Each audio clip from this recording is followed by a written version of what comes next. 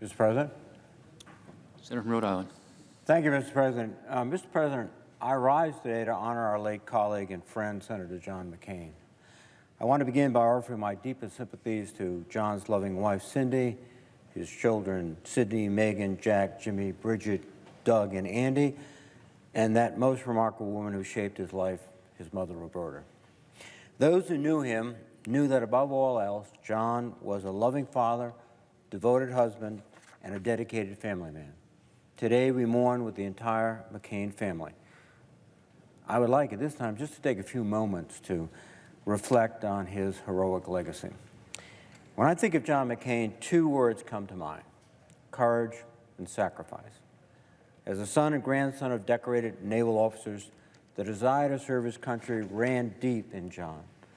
Following in their footsteps, he graduated from the Naval Academy and went on to serve his country in Vietnam. The events that followed, including his bravery facing unrelenting anti-aircraft fire, being shot down, captured, and held in horrific conditions, have become military legend. His indomitable spirit carried him through his years of imprisonment, but his willingness to sacrifice for his fellow service members should be testament to all of his courage and his sacrifice. As everyone knows well, John endured grueling hardships throughout his captivity. On courage, he so eloquently explained that courage is not the absence of fear, but the capacity to act despite our fears. At one point during his captivity, John made what I can only imagine to be one of the most difficult decisions of his life. He was offered special treatment and release due to his family's military prominence, but he refused.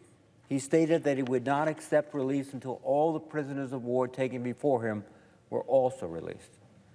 To put his comrades and his country for his own welfare, especially when confronted with a future of uncertainty and abuse, is the most profound example of his willingness to sacrifice his life for others. John spent more than 5 years in captivity at the Hanoi Hilton. But rather than allowing the horrors of his experience to continue to color his life, he instead returned to the Navy for several years before beginning a career in business. Not long after, he again heeded the call to service and won a seat in the House of Representatives representing Arizona. The first indication that Senator McCain would be an outspoken leader and staunch defender of service members came when, as a freshman member of the House, he opposed legislation supported by President Reagan to keep Marines in Lebanon. He refused to further endanger service members for an objective that he viewed as unattainable. It took political courage and conviction for John to stand up to a man he has called one of his heroes and oppose him on principle. This willingness to stand by his convictions and speak his mind, no matter the perception, would become a hallmark of Senator John McCain. First in the House, then in the Senate, and on the presidential campaign trail with the aptly named Straight Talk Express, John was renowned for the candid expression of his thoughts and steadfast defense of his principles. While John and I served for many years together in the Senate, I was fortunate to work most closely with him during the past 4 years when he was chairman of the Armed Services Committee and I was the ranking member. Our pairing could be rocky at times, not because he was a Republican and I was a Democrat, but because he went to the Naval Academy and I went to West Point. As John often joked, I did okay for someone who didn't have a college education. Thank you, John. But in all seriousness, Senator McCain's leadership was vital in shepherding through Congress numerous National Defense Authorization Acts that have substantially reformed the Department of Defense, improved care for service members, and increased the capacity of our military to meet the myriad national security challenges we face. Throughout his life, Senator McCain was a steadying force through turbulent times in global affairs. The threats to our national security and the stability of the global order are more numerous and diverse now than at any point in our recent history. As we grapple with these challenges, we should remember John's guidance that we live in a land made of ideals, not blood and soil. We are the custodians of those ideals at home and their champion abroad.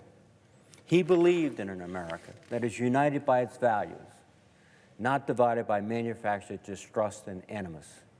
Most importantly, He emphasized the moral obligation that we as Americans carry to provide leadership in the world and serve as a beacon of hope, opportunity, and justice, both here and across the globe.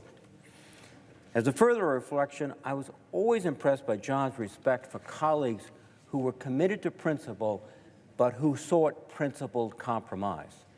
This respect animated our relationship and made it possible to find common ground.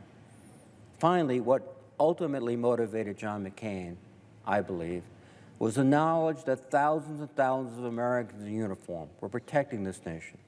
He understood that we owed these men and women and their families more than we could ever really pay. He always kept faith with these valiant Americans and inspired all of us here to keep that faith. As our sailors, soldiers, Marines, and airmen guarded our country and Constitution, he guarded them with a special and profound love. I will miss Senator McCain's partnership and friendship, and this chamber will be hard-pressed to find a more respected voice of reason and bipartisanship. It is my hope that we can follow in the footsteps of the virtues that Senator John McCain exemplified: courage, sacrifice, compassion, determination, and above all else, an unyielding patriotism that motivated a lifetime of service. We can best honor Senator McCain by living our lives by the example he set. Mr. President, I would yield the floor.